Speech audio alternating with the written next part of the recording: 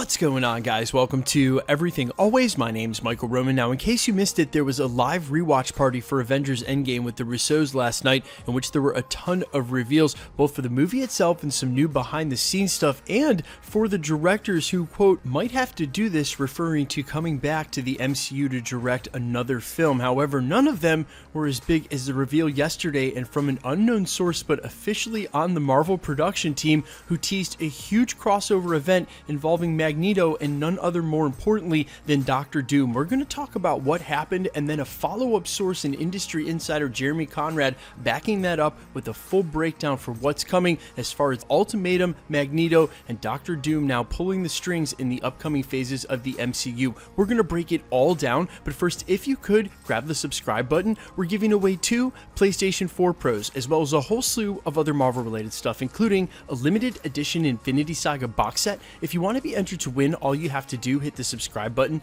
then hit the notification bell, leave a like and a comment on this video, and if you want, stick around to the end of the video. We'll get into all the giveaway stuff again there. Now, this all starts yesterday again with an official member of Marvel Studios, a production manager on that, reaching all the way back to the Netflix projects, as well as working on the upcoming WandaVision and Falcon and Winter Soldier. On his own social media, his name is Sean Cindio, posting "Underground, liberated, totally integrated mobile army to unite mankind," also known as Ultimatum. Now, if you don't know the name Sean Cindio, you're not alone, and as I referred to him in the prologue, a rather unknown source. We've never once covered anything from him here at the channel in the last 2 years, not known for leaking stuff, but as you can clearly see here from his official IMDb, he's been working for Marvel Studios for quite some time on most of the Netflix projects, as well as the upcoming Falcon and Winter Soldier and WandaVision television show. Now, of course, this is important because if you'd have inside knowledge of what's going on for being on set as a production manager, then you'd like to think that what he's talking about comes from an educated place,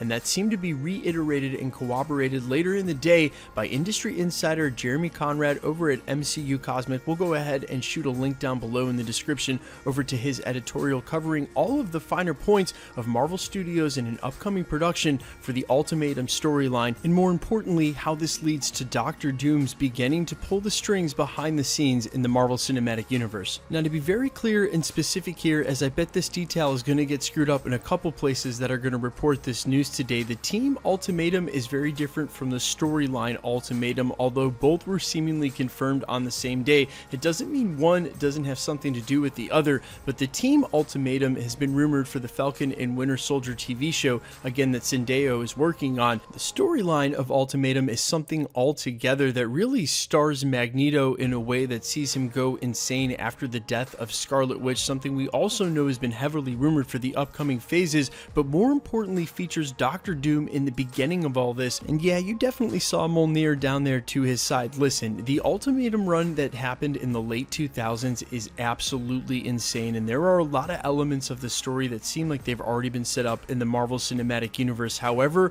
with the involvement of the Fantastic Four and the X-Men on the level they are, we are still a far ways off this, and I'm sure there's going to be some people in the comments who jumped the gun on this point in the video. I totally agree with you, but what they are doing is starting to plant the seeds the way you would if you were going to run this narrative all the way out over the next, say, 10 or 15 years. You put Dr. Doom in as early as you can, pulling the strings. That way, when it's revealed way down the road that he had something to do with this, that's why everything quite wasn't right the way that it happens in this story, then you can slowly build this out over time and have that nice, deep-seated, and definitely pun intended Easter egg so early in phase 4. The luxury of Marvel Studios now being able to really plan things out, knowing they're going to get there, as opposed to what they did throughout the Infinity Saga, only hoping to get to that next phase and then working on the next phase. This is a whole different level of planning, and we've seen industry insiders say that real recently, that it's absolutely insane just how much inner working is going into the storylines. Now, I made mention a moment ago that it also seemed like the Marvel Cinematic Universe Infinity Saga set up all the earliest pieces of the Ultimatum storyline, and truly it does. It starts with the resurrection of none other than Ultron, again at the hands of Dr. Doom behind the scenes pulling the strings. It involves the death of Scarlet Witch and the death of who would be her recently resurrected brother in Quicksilver, 2 things that are heavily rumored for the upcoming phase, both that Quicksilver will reappear at Wanda's behest in the upcoming WandaVision series, and that she may end end up needing to be stopped as the main villain in Doctor Strange in the Multiverse of Madness. What's more, it also involves Hawkeye, someone who's going to have his own series. Again, all the pieces are there for the very beginning of the storyline. It's the rest in the enormity of the story that doesn't quite fit yet, as we're missing a ton of other pieces, namely the involvement specifically of the Fantastic Four and the X-Men really matured into their own, which is going to take time in the MCU. That's why I said this may take another 10 years to grow into. Imagine Doctor Doom with as much time in cinema, a decade of film, but however 4 or 5 times the amount of backstory and involvement leading up to it,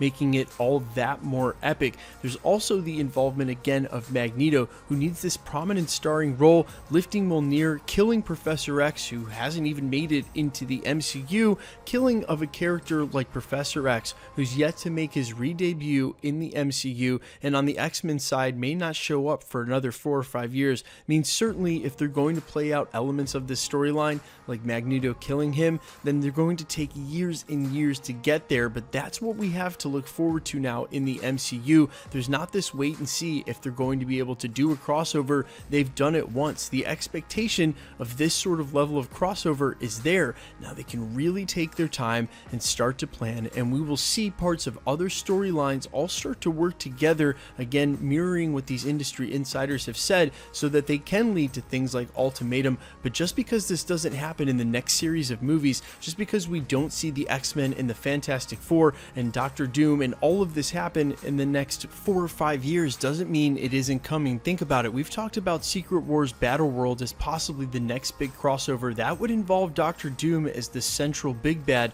but how are you going to do that in 5 years? There's a bunch of teams that still need to grow and have storylines of their own, let alone the characters involved. Say something like a Wolverine trilogy. Either way, and where we're at with the MCU is something I want to leave you with as the final thought. It actually is quite the allegory, because it applies to the superheroes and their power level sets as much as it does to the crossovers and major events in the narratives themselves, and that's something like power creep or power ramp. You guys have probably heard this term. It definitely applies to game and game theory, but it applies to the MCU and our expectation as well. What happens when you start involving Celestials and Eternals that are immortal, characters like Captain Marvel, and characters that are even stronger? All of a sudden everybody's a god, everybody's immortal, everybody's invincible, everybody can fly, everybody can blast. What's even the point? There still has to be a story that's grounded in the character themselves. There still has to be a struggle and a dichotomy chasm of power level sets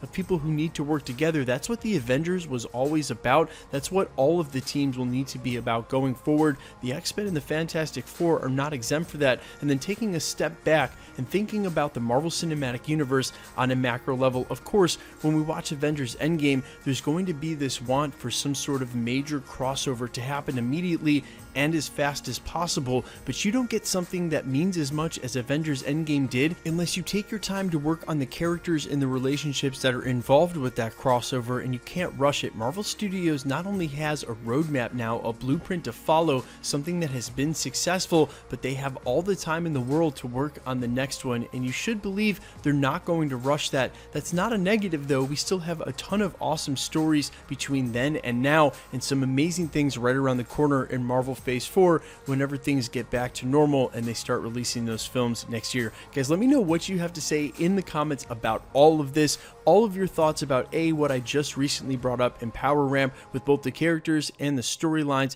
how hype you are to start seeing classic villains like Magneto and Doctor Doom and teams like the Fantastic Four and X-Men involved in the Marvel Cinematic Universe. And quickly, let's get into the giveaway stuff before I let you go. We're still giving away 2 PlayStation 4 Pros, the next of which is at the 650,000 subscriber mark. We're right around the corner from that. All you have to do to be entered to win, hit the subscribe button, then hit that notification bell with notifications turned on, leave a like and a comment on this video, and that'll automatically enter you to win the limited edition Infinity Saga box set. We're giving that away in just another day. If you want to be entered to win, you still can get in on it, and all the same rules will always apply for the box set, the PlayStations, and the PlayStation 5s. When they finally release that, we'll switch over from 4s, and any of the other prizes, we've got some awesome stuff in store for you guys over the next couple of months and for the rest of the year.